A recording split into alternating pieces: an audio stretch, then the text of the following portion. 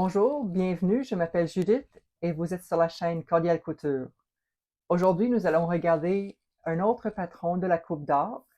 C'est le patron numéro 125, celui-ci. Dans le fond, les deux sont pareils. Ce sont des chandails en tricot ou en tissu maille, si vous voulez, avec un col bénitier. La raison pour laquelle j'ai choisi ce patron-là, c'est parce que j'ai ce tissu qui est ici, que j'ai acheté chez Club Tissu il y a un certain temps et comme vous voyez, il est transparent. Et je me cherchais un chandail que je pourrais faire avec. Et je me disais, ce soit qu'il faut que je double le chandail parce que c'est trop transparent, ou sinon, je porte une camisole en dessous. Et si je porte une camisole, il y a un col rond d'habitude sur une camisole. Et je voulais pas avoir un chandail qui est comme ça et on voyait le découpé de la camisole. Alors, j'ai eu l'idée de faire un col bénitier qui a un tissu qui tombe ici et qui va cacher ce rond-là. Alors, c'est la raison pour laquelle j'ai choisi le patron. Je vais changer ma caméra et nous allons regarder les détails du patron à l'instant. Alors, voici le patron. Nous avons ici, ça c'est un patron pour femme mature, si vous voulez. Donc, c'est le premier patron que je fais de ce style-ci. Nous voyons ici que c'est la même tunique de base. On voit le col bénitier qui est là. Ce qui varie, ce sont à la fois que c'est une manche courte et une manche longue. Cette version-ci, qui est le numéro 125, va avoir une bande unie dans l'autre direction ici avec des bandes en bas des manches, alors que cette version-ci a une bande insérée entre le bout, le tissu principal et aussi en bas ici, et aussi que c'est une fente. Donc, c'est porté différemment que celui-ci. Dans mon cas à moi, j'ai choisi de faire les manches longues, mais je n'ai pas rajouté la bande ici, ni la bande là. J'ai fait un seul tissu de haut en bas. Je n'avais pas, parce que je porte ce chandail-là à l'intérieur de mes pantalons ou de ma jupe. Je n'avais pas l'intention de la porter à l'extérieur. Donc, je n'ai pas rajouté ces détails-là. On voit encore une fois pour le 125 NN qui est la blouse. Quand on regarde le lexique ici, qui est blouse. On voit ici, c'est la première fois, ce petit dessin-là qui indique que c'est un modèle tricot. Ici, c'est grande taille, ou femme mature, si vous voulez. Donc, ça, c'est les quantités de tissu approximatives. On va retourner le patron. On a ici en bas de la ligne le patron de la jupe. Et en haut de la ligne, ici, on a la blouse. Je vais bouger ça et on va agrandir ça un peu pour voir plus en détail. Donc, ici, on voit 123 et 125. Donc, je vous expliquais que c'est un tissu en tricot. Et le A et le B sont partagés entre les deux modèles. C'est la tunique qui est la même. Ça va être le col bénitier. Après ça, on a une manche et on a les bandes supplémentaires de couleurs qui sont fournies. Donc ici, si on agrandit,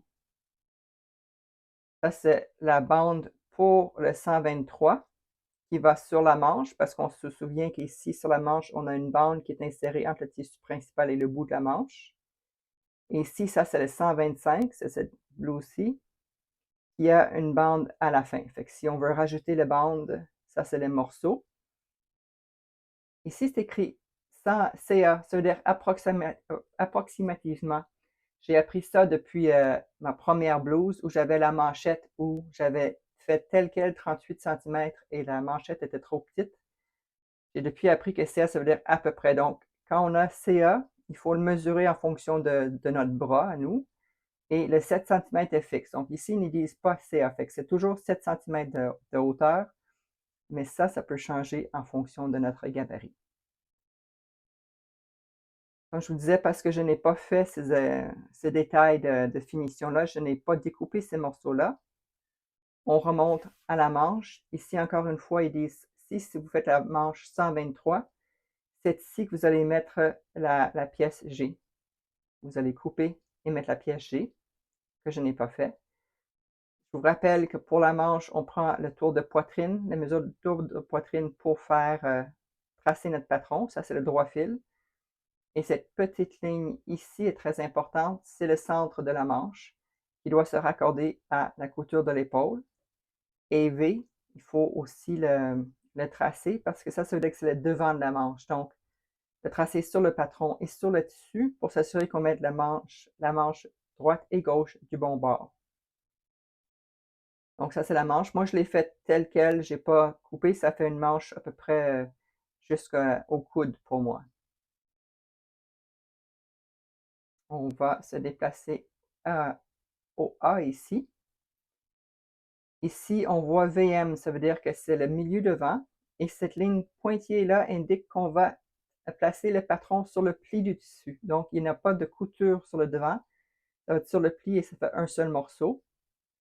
Encore une fois, si on a le patron 125, ici, on coupe. À partir d'ici, on arrêterait de tracer ici, puis là, on mettrait la grande bande qui est ici. Mais là, je n'ai pas fait ça. J'ai dessiné moi jusqu'en bas. Et encore une fois, ça, c'est le 123. On mettrait une bande pour la petite bande bleue qui est là. Moi, j'ai juste tracé tel quel jusqu'en bas. Ils mettent CA ici, approximativement aussi. Fait que ça, on peut l'allonger ou mettre la longueur selon notre format. Donc, ça, c'est... Puis ici, on a le droit fil. Ici, ça, c'est le dessin pour le col bénitier. Il y a une parmenture qui va être mise. Et là, je vais agrandir encore un tout petit peu parce qu'il faut vraiment faire attention aux détails. Ici, il y a un petit dessin de rien, un rond avec un petit point. Et j'ai regardé c'était quoi ce rond avec ce petit point-là ici. Si on regarde, c'est des agrafes ou œillets ou angle droit. Alors, ce que j'ai fait, moi, je vais vous le montrer, c'est que je ne savais pas si c'était, mais de fait, c'est un angle droit. J'ai quand même cousu un petit peu mon col baveux pour qu'il reste en place. Je ne sais pas si c'est exactement ça que ça voulait dire, mais c'est ce que j'ai fait, je vous le montrerai. Ici, pour le dos, si je rapetisse un peu, c'est le même principe, le dos est coupé sur le pli. Encore une fois, parce que je n'ai pas fait les différents ajustements pour le style des bandes différentes, j'ai tracé le patron tel quel, pleine longueur. On a ici, ça c'est la taille.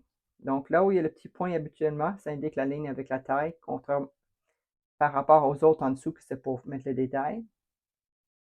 Et j'ai une parmenture ici. Et pour se rappeler la parmenture, une fois qu'on a tracé le patron principal, j'agrandis encore un petit peu. Sur mon patron principal, à partir du bord, ici c'est écrit 3 cm, alors je vais tracer 3 cm tout le long, je vais faire une ligne, et là j'ai pris un deuxième morceau de papier et j'ai calqué ce morceau-là pour faire ma parmenture arrière. Et ici, c'est pas une parmenture parce qu'ils n'écrivent pas 3 cm, mais je crois que c'est plutôt de l'entoilage qu'on va mettre ici.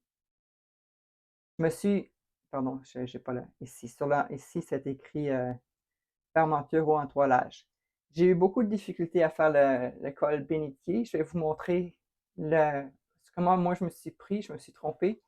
Le résultat final est bien, mais j'ai dû arrêter d'essayer de trouver comment faire comme il faut parce que j'avais pas assez de tissu. Je vais découper à nouveau ce point-là pour que je vous montre concrètement après comment j'ai appris à le faire comme il faut. Mais sur ma blouse, mon chandail, je ne l'ai pas fait comme il faut. Donc ça résume les morceaux du tissu. Je vais après ça passer à vous montrer comment je me suis pris pour l'assembler. Bon, alors cette étape-ci, je vais vous montrer comment j'ai assemblé le vêtement. La dernière fois, j'ai pris mon mannequin, j'ai trouvé que ce n'était pas une réussite, donc j'essaye une autre façon. Voici, je l'ai étendu sur mon pupitre. Et je vous rappelle que là, on va regarder ici le devant. Normalement, quand je fais un chandail, je commence par coudre les deux épaules ensemble, mais avec le col bénitier, c'était pas la première étape. La première étape, il faut entoiler ou mettre une parmenture ici, que je n'ai pas fait. Donc, sur mon chandail, je n'ai pas la parmenture parce que j'ai essayé, je me suis mal pris à le faire. Donc, je n'ai pas de parmenture et c'est peut-être aussi bien parce que mon tissu est trop mince, mais normalement, on doublerait ici cette partie-là. Puis après ça, pour être capable de faire le col bénitier avant de coudre les épaules ensemble sur le devant, il faut prendre la partie qui est ici et la replier vers l'arrière le long de la manche. Fait qu'on la place comme ça, comme il faut. Et la même chose ici. On va replier le petit bout qui est en angle, si vous voulez, contre la manche. Et après ça, on se permet... Fait que là, ça c'était le devant. J'ai tout simplement replié. Et je l'ai mis en place avec les épingles. Là, j'étais pris parce qu'en arrière, normalement, on a aussi une parmenture. Donc, j'ai fait ma parmenture et je l'ai attachée uniquement au dos. Et après ça, une fois que ça c'était en place, là, je me suis permis de coudre mes manches comme ça. Donc, j'avais déjà replié ça, j'avais attaché ma parmenture et après la demi-parmenture, et là, j'ai cousu. Donc, c'est un peu différent de dire on fait les épaules, puis après ça, on fait tout le reste. J'aurais peut-être pu faire autrement. Et normalement, ça ici, ça serait doublé en dessous et on n'aurait pas un bord à vif comme ça. Mais moi, comme je vous ai dit, je me suis mal pris pour faire ma parmenture et j'ai manqué de tissu.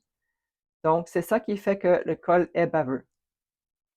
À la fin, j'ai cousu un petit point ici, juste pour que l'intérieur reste. Et je vais vous le tourner à l'envers, à l'endroit tout à l'heure. Donc, une fois que j'ai fait le col, et ce qui a été difficile pour moi, c'est de savoir comment faire le col. Fait que c'est vraiment de replier une espèce de pli comme ça contre l'épaule ici, sur le côté envers.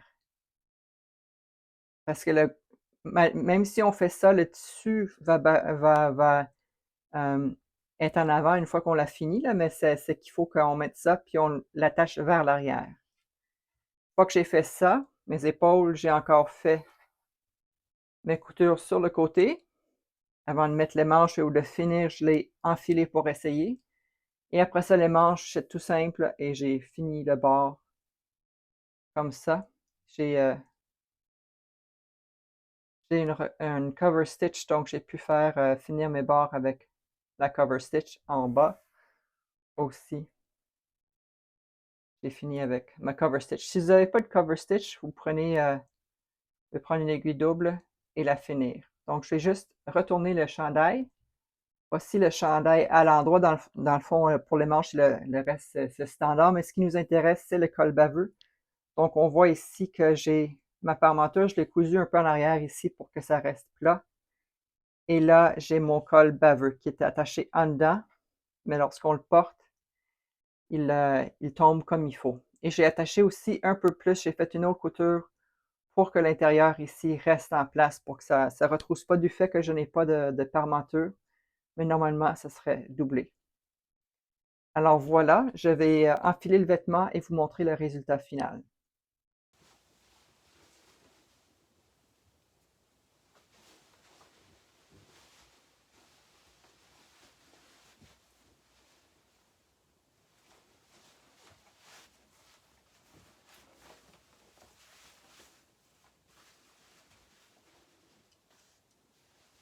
Alors voilà, c'est le deuxième vêtement que je me suis fait avec la méthode de la coupe d'orge. Encore une fois, je suis satisfaite du résultat. Et si vous êtes intéressé à suivre mon cheminement, voir mon prochain vêtement fait avec la coupe d'or et éventuellement avec d'autres marques aussi de patrons, n'hésitez pas à vous inscrire à ma chaîne et à appuyer pour être avisé lorsqu'il y a une nouvelle publication. Si vous avez aimé cette vidéo, appuyez sur le pouce. Merci et bonne journée.